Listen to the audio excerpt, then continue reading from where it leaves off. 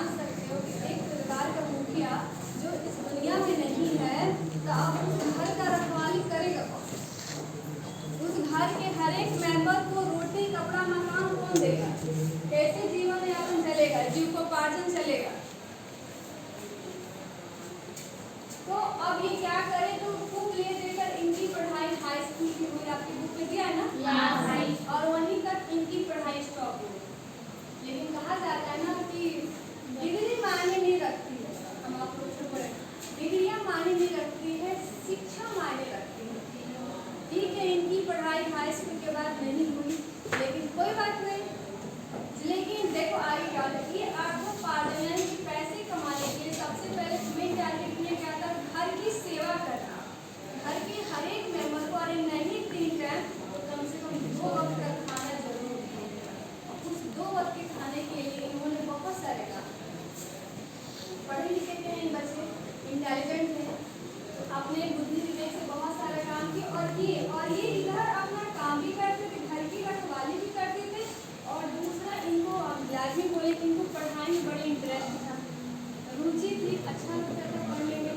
इन्होंने स्वाध्याय से यानी खुद से, स्वाध्याय मतलब खुद से अपने से, जैसे बांग्ला पढ़ने का मन हुआ तो बांग्ला पढ़ लिया, और ये किसी के साथ गए, जैसे कि बड़े बुजुर्ग जो बांग्ला का जानकार है, हम बैठ गए थोड़ा सा बता दीजिए, बस पहचान बता दीजिए, हम सीख लेंगे। जब पहचान हम सीख जाएंगे तो उससे हम कोरिलेट करके हम बुक नहीं पढ़ लेंगे, उस बांग्ला साहित्य को पढ़ लेना। देखो उसमें कितने सारे हैं, बांग्ला उन्होंने पढ़ा है, मराठी पढ़ी है, अंग्रेजी पढ़ी है, हिंदी है, अरे इतनी सारी भाषाओं के ज्ञाता ही बन गए अमृतपाल नागर से, जो कि बस हाई स्कूल की पढ़ाई की सिर्फ। तो समझो कि ये कितने ब्रिलियंट थे, कितने साफ माइंडेड थे, इनका माइंड कितना ब्रॉड था।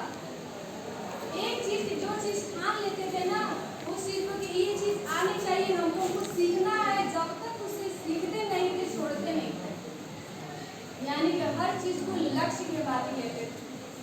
और जहाँ जहाँ ये साहित्यिक दुनिया में कहीं कहीं गए ना, तो वहाँ वहाँ जो चीज इनको नई लगी ना, उस चीज को अडॉप्ट करते गए अपने में शामिल। जैसे कि वो जब मुंबई गए तो मुंबई में मराठी भाषा बोली जाती है, तो वहाँ से मराठी सीख लिए, अंग्रेजी सीखे ही है, बांग्ला सीखे ही है, और इसकी यही नहीं 2-3 बहुत सारे भाषाओं की ज्ञाता थे, एक नहीं, एक को कौन बोले, बहुत सारे भाषाओं की ज्ञाता। इनके जैसा उपन्यास कहानीकार कोई है ही नहीं लिखने वाला। ये फिल्मी दुनिया में लगभग 7 वर्षों तक काम किए हैं, 7 वर्षों तक उस धरती पे मुंबई में गए हैं। क्यों गए? वहाँ के जो प्रोड्यूसर होते हैं वहाँ इनको निमंत्रण दे के बुलाए कि नहीं, ये फेमस हो गए थे अमृतपाल नागर, इनके द्वारा लिखी कहानियाँ, लिखी उपन्यास, कविता, रिपोर्टाज कितने फेमस होते थे ना साहित्यिक दुनिया में। इनको ये खुद नहीं गए थे, इनको बुलाया गया था मुंबई से।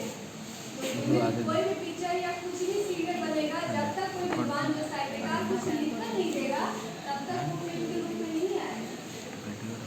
इनको वहाँ बुलाया गया और ये करीबन 7 सालों तक मुंबई में रहे थे, वहाँ की फिल्मी दुनिया में काम किए थे। और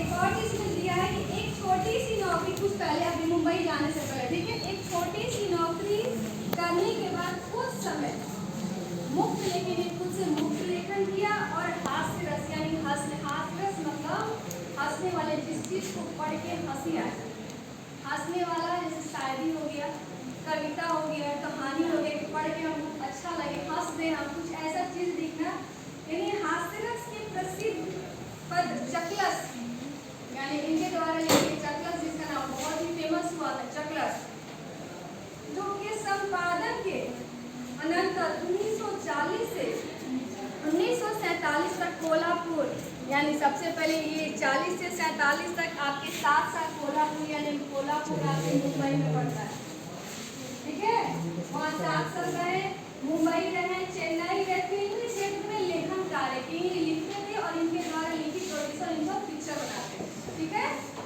7 साल है। फिर 1900 वहाँ से अब वो चले आए, 47 के बाद फिर ये चले आए कहाँ, लखनऊ चले आए, ठीक, फिर वहाँ पे सन 1953 से 1956 तक वे आकाशवाणी समझ रहे हो ना, जो रेडियो पहले चलता था, रेडियो उसको आकाशवाणी कहते हैं।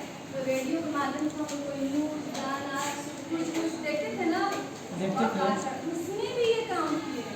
इतने ये मल्टी टैलेंटेड थे, इनको क्या नहीं आता था, मल्टी टैलेंट। उसमें कब से कब तक काम किए थे, उनकी क्वेश्चन आता नहीं है कि आकाशवाणी में अमृतलाल नागर जी कब से कब तक रहे थे। तो 1953 से 1956 यानी कि 3 साल वे आकाशवाणी में काम किए। फिर लखनऊ में ड्रामा प्रोड्यूसर के पद पे रहे, फिर वहाँ पे लखनऊ में भी आए, वहाँ में भी ड्रामा प्रोड्यूसर के पद पे रहे। उसके उपरांत स्वतंत्र लेखन करते रहे और हिंदी साहित्य में अपनी अस्थायी पहचान बनाई। जब इतना ये प्रसिद्धि पाई तो कोई भी हाईलाइट, तो अब कोई दिखा सकता है जो इतने कार्य क्षेत्र करता है, मल्टी टैलेंटेड इंसान है, कोई दिला नहीं, इनके पास अनुभव अनुभव का। फिर ये इसलिए कहा जाता है कि हिंदी साहित्य में नागर जी की पहचान एक श्रेष्ठ कथाकार के रूप में तो है ही, यानी श्रेष्ठ इनके जैसा कथाकार कोई है ही नहीं। साथ ही ये नाटक भी लिखते हैं, नाटककार भी हैं, रिपोर्टाज भी है, निबंधकार भी है, संस्मरण है, अनुवादक है, बाल साहित्य में हर क्षेत्र में इनका महत्वपूर्ण योगदान है। इसी क्षेत्र में ये नहीं कहें कि जिससे ये हाथ करते हैं